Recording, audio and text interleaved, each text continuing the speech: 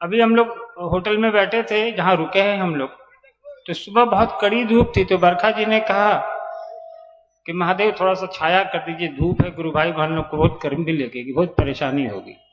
अभी हम आए हैं तो गाड़ी से उतर के तो कहनी अरे हम लोग अब यहाँ तो ठंडा लग रहा है। तो महादेव को छोड़िए, महादेव से मांगने का, फिर उसको पता है उसको क्या देना है हमको आपको। तो ये हमेशा इनके साथ होता है, महादेव से मांग लेती है ठंडा कर दीजिए, ठंडा हो जाता है, उसका कहती है अब ठंडा लग रहा है। इसलिए कुछ चीजें महादेव को हम लोग को छोड़ देनी चाहिए।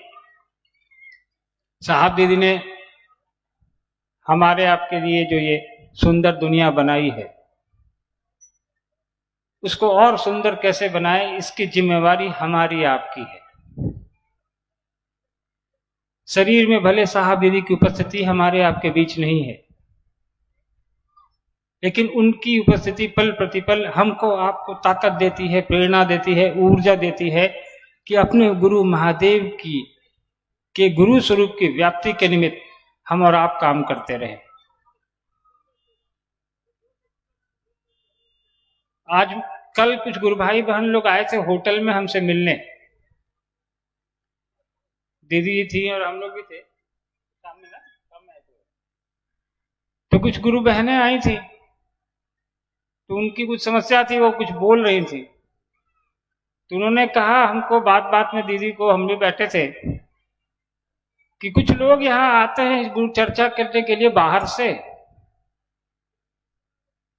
तो लोग कहते हैं कि बिल्कुल ये साहब दीदी की तरह लगते हैं।